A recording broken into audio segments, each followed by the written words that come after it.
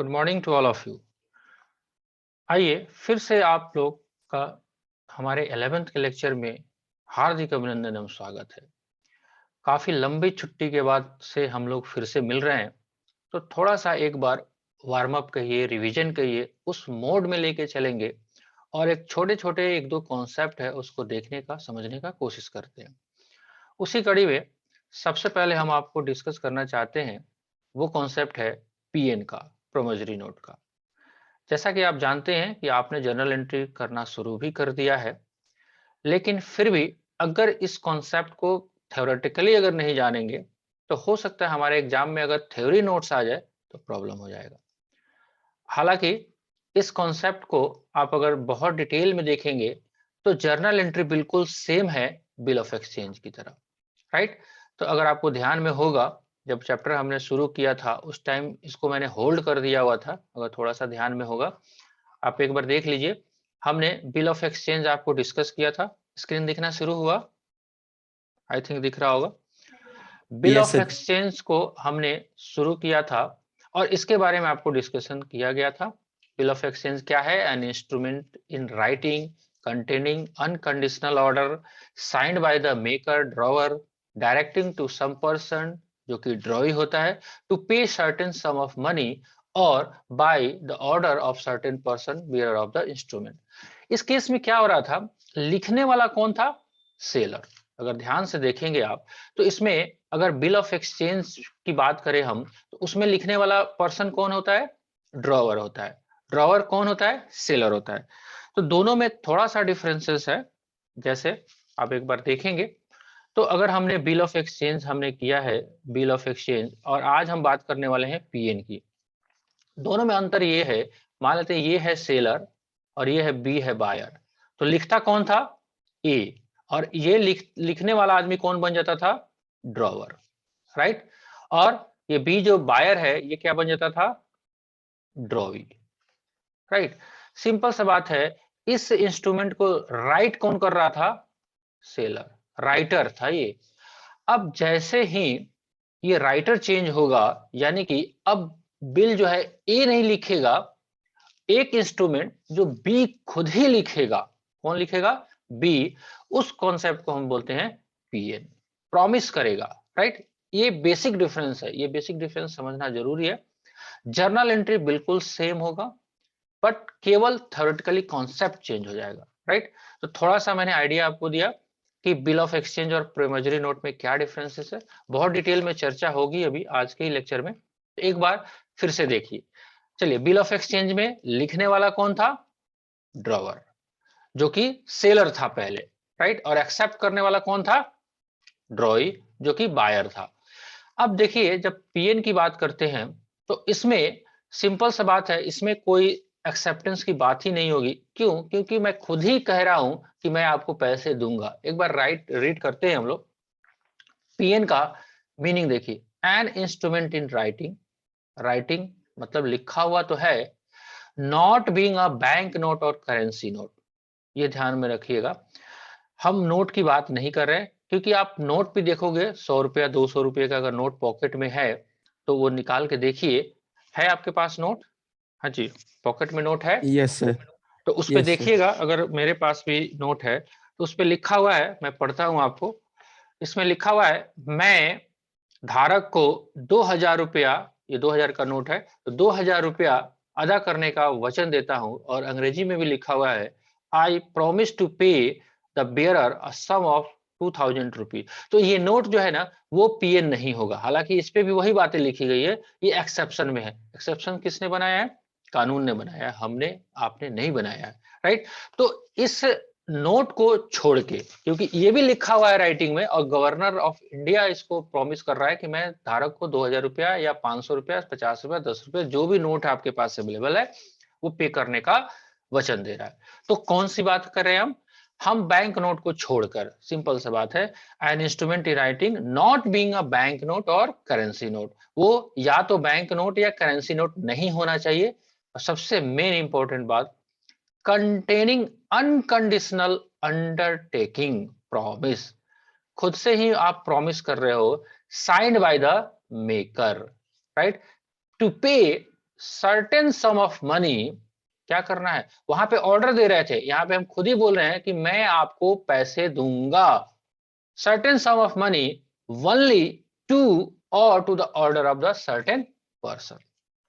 यहाँ पे देखिए सिंपल सा बात है, अगर इसका फॉर्मेट आप देखिएगा, टू मिस्टर ए लिखा हुआ है, main road Motihari Bihar, I hereby promise, मैं वादा करता हूं, to pay you or your order a sum of money 4,000 rupees 1 month after the due date of this note, value receive, sign by B. यहाँ पे मान लेते हैं बी ने ऐसा साइन किया।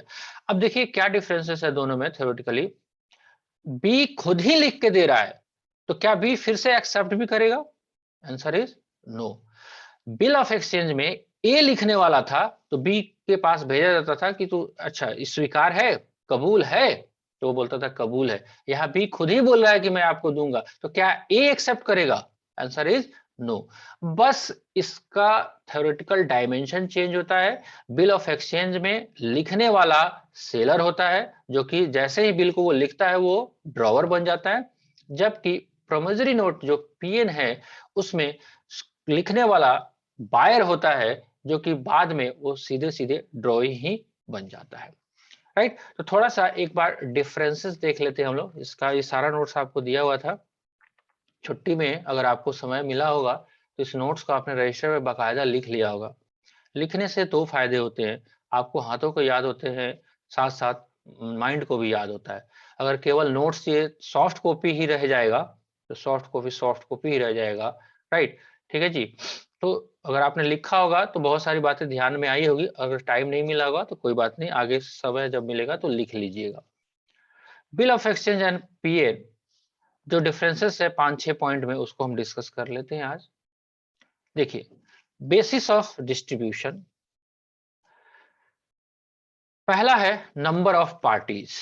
नंबर ऑफ पार्टीज, कितने पार्टीज होंगे, तो बिल ऑफ एक्सचेंज में देयर आर 3 पार्टीज, 3 पार्टी हो सकता है, एक तो ड्रॉवर, दूसरा ड्रॉवी और तीसरा पेई। ये एग्जांपल आप इसका दे सकते हैं अगर कुछ याद होगा। पेई किसको बोलते हैं? क्या ड्रॉवर ही पेई हो सकता है? आंसर इज यस और नो। पार्टिसिपेट करिए थोड़ा सा आप लोग भी। क्या बिल ऑफ एक्सचेंज में ड्रॉवर पेई हो सकता है? No sir. नो, ड्रॉवर पेई नहीं हो सकता है। पेई का हिंदी क्या होगा? पेई का हिंदी भुगतान पाने वाला। तो अगर बिल ड्रॉ कर रहा हूं मैं आपके ऊपर, तो क्या मैं भुगतान पाने वाला मैं नहीं होऊंगा? हो सकता हूं ना? यस नहीं, होंगे। हो सकते हैं ना। वो सिचुएशन अलग होगा कि अगर मैंने बिल को डिस्काउंट करा लिया है, मैंने बिल को इंडोर्स कर दिया है, तो पे दूसरा कोई हो सकता है। अदरवाइज अगर बिल को मैं खुद ही रिटेन करके रखता हूं अपने पास, तो क्या मैं पे नहीं हो सकता हूं? लेकिन ऐसा सिचुएशन भी आ सकता है कि ड्रॉवर और पे डिफरेंट पर्सन भी हो सकता है। यानी कि इसलिए बोल रहा है कि कितने पार्टी होंगे, एक तो ड्रॉवर होगा, दूसरा ड्रॉई होगा और तीसरा पेई होगा। राइट, एग्जाम्पल अगर लेना चाहते हैं, ए ने बी को सामान बेचा, राइट, ए ने बी के ऊपर बिल ड्रॉ किया, ठीक है जी, तो ए ड्रॉवर हो गया, बी ड्रॉई हो गया। ड्यू डेट पे अगर बी ए को ही पेमेंट करता है तो ए पे ही हो गया। अगर ए ने इस बिल को सी को बेच दिया है तो सी पे ही हो जाएगा। राइट, कौन पे ही हो जाएगा? सी। क्लियर? चलिए, जबकि प्रोमिसरी नोट में बात करें तो there are 2 parties, maker and payee. यहाँ पे मेकर कौन है? बी ही है। अगर ए और बी का एग्जांपल हम लेके चलते हैं तो यहाँ पे मेकर ए हो जाए, बी हो जाएगा सॉरी, एंड पेई कौन हो जाएगा? या तो ए होगा या तो सी होगा, जो अपना पार्टी रखता हो। तो ड्रॉवर का कॉन्सेप्ट यहाँ पे खत्म। बिल को ड्रॉ किया जाता है और पीएन को मेक किया जाता है। खत्म। सेकेंड पॉइंट, प्रॉमिस या ऑर्डर। बिल ऑफ एक्सचेंज में ऑर्डर दिया जाता है, जबकि पीएन में प्रॉमिस किया जाता है, वादा करता हूं। वादा टूट जाए अलग की बात है, वादा तो टूट जाता है, वादा तो टूटने के लिए ही किया जाता है। फिर भी bill of exchange it contains unconditional order. क्या है? Unconditional order given by a creditor to a debtors. जबकि प्रोमिसरी नोट में क्या होता है? It contains unconditional promise given by a debtors to a creditors. Simple सा बात है, दोनों का डिफरेंस पता चलते चल रहा है। चलिए, nature of liability. The liability of the drawer is secondary and conditional. इसको थोड़ा सा देखना समझना पड़ेगा, मैं समझाता हूं आपको। पहले देखिए क्या लिखा हुआ। The liability of the drawer is secondary. Second liability है इसको पेमेंट करने की। किसकी? ड्रॉवर की बात कर रहा है। एग्जाम्पल पे लेके अगर चले, आपको थोड़ा सा हम एग्जाम्पल के हिसाब से समझाना चाहते हैं कि कैसे आपका ड्रॉवर का लायबिलिटी जो है वो सेकेंडरी होगा। एग्जाम्पल लेते हैं इस पॉइंट पे। Let suppose that A seller है और बी बायर है। ए ने बी के ऊपर बिल ड्रॉ किया और बी ने एक्सेप्ट करके ए को दे दिया। राइट, यही हो रहा है आजकल। पेमेंट किसको करना है? पेमेंट करने वाला बंदा कौन है? बी है कि नहीं है? बी ही ना पेमेंट करेगा जी, बिल का जब ड्यू डेट होगा बी करेगा। Yes sir. अब ए जो है, मान लेते हैं ए के पास जो ऑप्शन है वो रिटेन करके रखता है तो कोई दिक्कत ही नहीं है। अगर वो अपने पास रखता है तो कोई समस्या ही नहीं आएगी।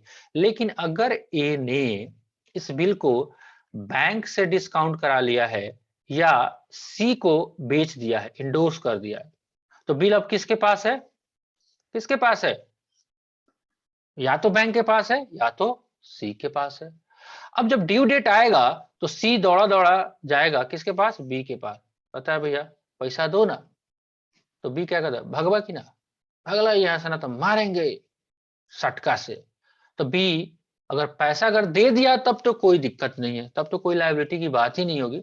लेकिन अगर सी के पास बिल है और बी ने पैसा नहीं दिया तो ए सी किसके पास फिर से भागा भागा जाएगा? फिर जाएगा ए के पास। देखो ना, बिल जो दिए थे ना, वो बिल का पैसा बी दे ही नहीं रहा। नहीं, बोला नहीं देंगे पैसा, जाओ भागो। तो प्रथम लायबिलिटी किसकी है? फर्स्ट लायबिलिटी बिल को पे करने की, बी की। राइट, लेकिन क्या सेकेंडरी लायबिलिटी ए की आएगी कि नहीं आएगी? सेकेंड में अगर बी पैसा नहीं दिया तो पैसा कौन देगा? जाहिर सी बात है सी को तो पैसा ए से मिलेगा। सी को क्या मतलब, आपको क्या कंडीशन है? भैया आपने मुझे बिल दिया, मैंने लिया, मैं ड्यू डेट पे बी के पास गया भी, अभी कह रहा है कि जाओ भागो नहीं देंगे, जाओ जो करना सो कर लेना। तो सी क्या मारा मारी करेगा बी से? बिल्कुल नहीं करेगा। नो वो सर। किसके पास चला जाएगा? ए के पास। राइट, तो यही कॉन्सेप्ट कह रहा है यहाँ पे कि नेचर ऑफ लायबिलिटी में, बिल ऑफ एक्सचेंज में, the liability of the drawer is secondary, firstly liability नहीं है। ये कॉन्सेप्ट समझ में आया आप लोगों को? फर्स्ट लायबिलिटी किसकी है? ड्रॉवी की। बिल ऑफ एक्सचेंज के केस में अगर वो नहीं देता है तो कौन देगा? ए देगा। सिंपल सा बात, ठीक है। चलिए, जबकि पीएन में the liability of the maker is primary and absolute. जो लिखने वाला है, अब पीएन आप लिख रहे हो तो आप खुद ही स्वीकार कर रहे हो, आपने खुद ही वचन दिया है, तो अब ये थोड़ी जाके देगा, बिल्कुल नहीं देगा। तो इस केस में अगर पीएन बनता है तो मेकर, यानी कि मेकर कौन है अपने एग्जांपल में? Mister B. तो इसी की लायबिलिटी बनेगी। दोनों का डिफरेंस समझ में आ गया। चलिए, fourth point, acceptance. Bill of exchange का एक्सेप्ट होना बहुत जरूरी है। It requires an acceptance to be come a valuable instrument. जब तक ए ने बी के ऊपर बिल लिखा, अगर बी ने साइन ही नहीं किया है तो तब तक वो वैलिड डॉक्यूमेंट बनेगा नहीं। अदरवाइज ऐसा होगा कि ए बी के ऊपर 5 करोड़ का लिख देगा और अपने पास रख लेगा। तो अपने खाता में आप लिख लिख के रखिएगा, मैं लिखता हूं आयुष झा के यहाँ मेरा 5 करोड़ बकाया है, और अपने यहाँ डायरी में लिख के रख लूंगा, हो गया। मतलब आयुष दे देगा 5 करोड़? बिल्कुल नहीं देगा। क्यों देगा भैया? हाँ, अगर आयुष से मैंने लिखवाया है और उससे साइन करवा लिया है, अगर आयुष ने साइन कर दिया तब क्या होगा? तब तो देना पड़ेगा। ठीक है। चलिए, तो बिल ऑफ एक्सचेंज का एक्सेप्टेंस होना जरूरी है, जबकि प्रोमोजरी नोट का सोच के देखिए, बिल्कुल ही नहीं, कोई जरूरत ही नहीं है। It does not required any acceptance since it is a valuable instrument right from the beginning। शुरुआत से ही ये valuable instrument है। ठीक है जी। चलिए, इतना बात भी समझ में आ रहा है आप लोगों को? यस और नो बीच बीच में बोलते रहिए, ज्यादा यस सर। होगा तो भी बता दीजिएगा, क्योंकि बड़े दिनों के बाद पढ़ने आए हैं हम लोग, तो अगर ज्यादा पढ़ लेंगे तो ज्यादा खाना अगर खा लेंगे तो उल्टी होने का चांस रहता है। इसलिए जितना पचता है उतना डाइजेस्ट करेंगे, नो टेंशन। जो समय बीत गया सो बीत गया, जो है उसको पूरा करना है, ठीक है। चलिए 5वां पॉइंट देखिए, same identity of pair and पेई। पेयर एंड पेई का आइडेंटिटी कैसे डिसाइड कर रहा है? द ड्रॉवर एंड पेई may be same, may word use किया गया है, क्या मस्ट बी सेम लिखा हुआ है? Answer is no. एग्जाम्पल भी मैंने आपको बताया, अगर ड्रॉवर ए है बिल ऑफ एक्सचेंज में और बी के ऊपर बिल लिख रहा है, अगर इस बिल को रिटेन करके रख रहा है A till the date of maturity, A becomes पेई।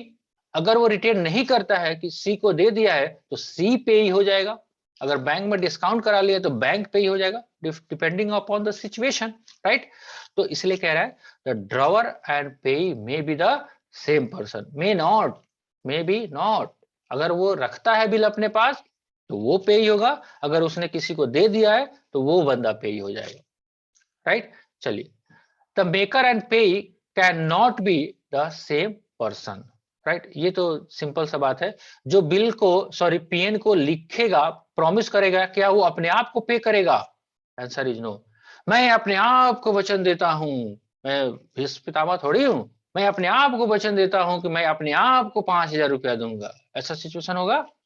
या तो तू अपने आप को दे के क्या करेगा? तू ये कहेगा ना कि मैं वादा करता हूं कि मैं आयुष को 5,000 रुपये दूंगा, तब बात बनता है। जब मैं कहता हूं मैं राकेश रोशन खुद में ये शपथ लेता हूं कि मैं अपने आप को 10,000 रुपया दूंगा। हम सलमान खान थोड़ी है, एक बार जो कमिटमेंट कर दी तो मैं अपने आप की भी नहीं सुनता। तो ये फिल्मों में बातें अच्छी लगती है भाई, अपने आप को सुनाने की कौन जरूरत है, अपने आप में तुम बातें करो, कुछ भी कहो, अपने आप को आप कुछ भी वादा कर लो। भाई अपने आप को वादा करता हूं कि मैं जब तक हेलीकॉप्टर पे नहीं चढ़ूंगा मैं खाना नहीं खाऊंगा, तो भूखे मरो, कोई बात नहीं, ठीक है। ना हेलीकॉप्टर खरीदाएगा ना तू खाना खाएगा, ठीक है। इम्पॉसिबल तो नहीं है, खरीद भी सकते हो। चलिए, payable to bearer, 6 number point, it can be payable to the bearer, it cannot be drawn as payable to bearer on demand, right। तो ये थोड़ा सा कॉन्सेप्चुअली थोड़ा सा डीप में है, ये सिंपल सा बात कह रहा है कि बियरर को आप पे कर भी सकते हो, अगर ऐसा लिखा हुआ है, कब कि पेबल और डिमांड पे, अगर ऐसा आपने दिया है तो जो भी बियरर होगा उसको पे कर दोगे, मतलब तो कंडीशन आप लगाओगे कि आप मेरे या मेरे आदेशानुसार किसी को पे करोगे, तो आपका बिल है और आपने मुझे दिया हुआ है और मैं उसका बियरर हूं तो मुझे ही पेमेंट मिलेगा, सिंपल सी बात है, ठीक है। It can not be payable to the bearer, ये एक थ्योरेटिकल डिफरेंसेस है, पीए प्रोमिसरी नोट को बियरर को पे नहीं किया जा सकता। प्रोटेस्ट फॉर डिसऑनर, अच्छा प्रोटेस्ट का हिंदी समझते हो क्या होता है? प्रोटेस्ट वही होता है, बचाव करना, विरोध। प्रदर्शन करना, अंग्रेजों भारत छोड़ो, अंग्रेजों भारत छोड़ो, है ना। जैसे मैं आप लोगों को और 15 दिन छुट्टी लगा दूं तो आप प्रोटेस्ट में नहीं उतरोगे, मास्टर जी पढ़ाओ, मास्टर जी पढ़ाओ, बाइकाट करोगे। या मैं पढ़ाने की कोशिश कर रहा हूँ, बैच चलाते चलाते 2 घंटा रोज बैच चलाता हूँ तो आप बाइकाट करोगे, इतना जुल्म हम नहीं सहेंगे, बच्चों पे रहम करो, मास्टर जी क्लास बंद करो, मास्टर जी क्लास बंद करो, ऐसा कह सकते हो। तो प्रोटेस्ट फॉर डिसऑनर का मतलब ये है कि अगर आपका बिल डिसऑनर हुआ, मतलब डिसऑनर का मतलब समझते ही आप कि बिल का पेमेंट टाइम से नहीं हुआ, तो बिल ऑफ एक्सचेंज के केस में आपको प्रोटेस्ट जरूरी है, यानी कि आप नोटिंग कराओगे, नोटरी पब्लिक के पास जाओगे और बताओगे बी को कि भैया आपके ऊपर मैंने बिल लिखा था, आपने पैसे नहीं दिए, ये बाउंस कर गया है, मैं आपको कोर्ट के थ्रू नोटिस दूंगा। It requires protesting for dishonour, जबकि प्रोमिसरी नोट में आप बी तो खुद ही लिखा हुआ है तो उसको प्रोटेस्ट करने की आवश्यकता नहीं होगी, क्योंकि आपने खुद ही वचन दिया है कि मैं आपको 5,000 रुपया दूंगा, तो ये मुझे बताने की थोड़ी जरूरत है, आपको देना ही देना है, right. Notice for dishonour, notice for dishonour must be given to all person, right. All person का मतलब जितने भी पार्टी उसमें इन्वॉल्व हुए होंगे बिल ऑफ एक्सचेंज में, है ना। जैसे ए ने बिल बी के ऊपर लिखा तो बी ने सॉरी ए ने फिर सी को दिया, तो सब लोगों के पास जाएगा, अगर सी के पास बिल है तो वो बी को भी खबर देगा और ए को भी देगा। देख लेते हैं एग्जांपल लिख के एक बार कि मान लेते हैं ए ने बी के ऊपर बिल लिखा, राइट, और बी ने एक्सेप्ट करके इसको दे दिया। अब लेट सपोज दैट ए ने सी को बिल को इंडोर्स कर दिया है, बेच दिया है, राइट। तो बिल किसके पास है? सी के पास। अगर सी गया इसके पास, इसे पैसे नहीं दिए, तो सी जो है नोटिस किसको बताएगा, प्रोटेस्ट किसको करेगा? एक तो बी को भी बताएगा कि भैया आपने डिसऑनर कर दिया है। क्या ए को बताएगा कि नहीं बताएगा? बताएगा, जरूर बताएगा। अगर नहीं बताएगा तो ए कोई भगवान जी थोड़ी है कि उसको सपना आएगा। अगर सी जाता है बी के पास, अगर पैसे मिले कि नहीं मिले ये ए को कैसे पता चलेगा? अगर नहीं कुछ बोलोगे तो ये सी को, ए को तो यही मालूम है कि सी को पैसा मिल गया होगा। अगर नहीं मिला है तो सी जो है वो ए को बताएगा, इलीगल फॉर्म में प्रोटेस्ट करके, नोटरी पब्लिक के थ्रू बताएगा हर एक पार्टी को, है ना। एक और भी एग्जांपल इसमें जोड़ देते हैं। मान लेते हैं सी ने आगे डी को भी बेच दिया है बिल, डी ने ई को बेच दिया है, राइट, और ई जाता है ड्यू डेट पे बी के पास। अगर बिल का पेमेंट नहीं हुआ तो सी ई जो है बी को भी बताएगा, डी को भी बताएगा, सी को भी बताएगा और ए को भी बताएगा, सबको बताएगा, राइट। या ऐसा भी हो सकता है ई जो बताए डी को, डी बताए सी को, सी बताए ए को, लेकिन सबको खबर होना पड़ेगा, राइट, राइट। ठीक है, तो यही बात कर रहे हैं। Notice for dishonour, notice of dishonour must be given to all person including drawer liable to pay. PN में such notice not be required to be maker, क्योंकि मेकर ने खुद ही लिखा है तो इसमें कोई ऐसी बात नहीं होगी। चलिए, तो आज थोड़ा सा थ्योरेटिकल कॉन्सेप्ट किया गया। आप एक बार काम करेंगे, कुछ और भी कॉन्सेप्ट है, हालांकि मैंने थोड़ा बहुत डिस्कस कर दिया था, अगर ध्यान में हो आप लोगों को मैं बता देता हूं। उसके ऊपर शायद आपका क्वेश्चन अभी बनना शुरू नहीं हुआ होगा। वो ये था, renewal of bill and payment of bill before due date, यानी कि maturity of bill before the due date. इस थ्योरेटिकली कॉन्सेप्ट मैंने उस दिन करवाया था जब 1 तारीख का लेक्चर आपका हुआ था। अगर नहीं देखा होगा तो एक बार इस वीडियो को देख लीजिएगा। लेक्चर नंबर वो 7 था, आज है आपका लेक्चर नंबर 8, जिसको देख लेंगे। एक बार वार्म अप करेंगे, क्वेश्चंस में जो डाउट आया होगा उसको एडवांस में शेयर करेंगे ताकि आपका प्रैक्टिकल काम शुरू हो जाए। और सबसे इंपॉर्टेंट बात, आज का जो काम आपने किया है, मैंने बिल्कुल बोला था पहले, ही थ्योरेटिकल कॉन्सेप्ट है। एक बार आप अपने बुक से भी इसको रीड जरूर कर लीजिएगा। What is the differences between bill of exchange and promissory note, because theoretically knowledge भी होना जरूरी है, प्रैक्टिकल तो होना ही चाहिए, राइट। हाँ, मैं फिर से बात बोल रहा हूं कि अगर आपको क्वेश्चंस करने जाओगे, चाहे वो बिल ऑफ एक्सचेंज का क्वेश्चन हो या प्रोमिसरी नोट का, जर्नल एंट्री बिल्कुल सेम टू सेम होगा, राइट। अगर आपने ध्यान से देखा होगा, जब हम लोगों ने जर्नल एंट्री का जो कॉन्सेप्ट किया था, आपको दिखा देते हैं एक बार और। तो जर्नल एंट्री वाला जो कॉन्सेप्ट था, वहां पे बातें वो लिखी गई थी सेम टू सेम, राइट। यहाँ पे देखिए, यहाँ पे अकाउंटिंग एंट्री ट्रेड बिल जो है, अब देखिए यहाँ पे देखिएगा, when the bill is drawn by A और बी और PN is made by B. देख रहे हो यहाँ पे मैंने पहले भी लिखा हुआ था, उस टाइम ये चर्चा नहीं किया गया था क्योंकि उस टाइम ये बातें आपको पता नहीं थी। तो चाहे आप बिल लिखो या पीएन एक्सेप्ट करो, कोई अंतर नहीं होता है, वो उसका नाम बिल ऑफ एक्सचेंज ही रहेगा, bills receivable and bills payable ही रहेगा। तो जर्नल एंट्री में कोई डिफरेंसेस नहीं है, बस एक value addition as a theoretical notes. ठीक है, तो आज आई थिंक आज आपका यस कुछ ज्यादा ही हो गया, राइट। इतना ज्यादा नहीं पढ़ो, थोड़ा थोड़ा पढ़ो, कोई दिक्कत नहीं है। बहुत पढ़ के वोमिटिंग करने की आवश्यकता नहीं है। धीरे धीरे एक आज वार्म अप किया हम लोगों ने। क्वेश्चंस को आप एडवांस में शेयर कर दीजिएगा जिसमें डाउट होगा। अगर नहीं होगा तो कल के एग्जाम्पल में, कल के क्लास में हम लोग दो जो कॉन्सेप्ट है आपको, रिटायरमेंट ऑफ बिल और maturity of bill before the due date, इस पे हम एग्जांपल आपको करके बताएंगे। ठीक है, आज के लिए इतना काफी है। एंजॉय करिए, खुश रहिए, मस्त रहिए, पढ़ते रहिए, आगे बढ़ते रहिए। ठीक है जी, चलिए मिलते हैं हम लोग कल के लेक्चर में। तब तक के लिए गुड डे, बाय बाय।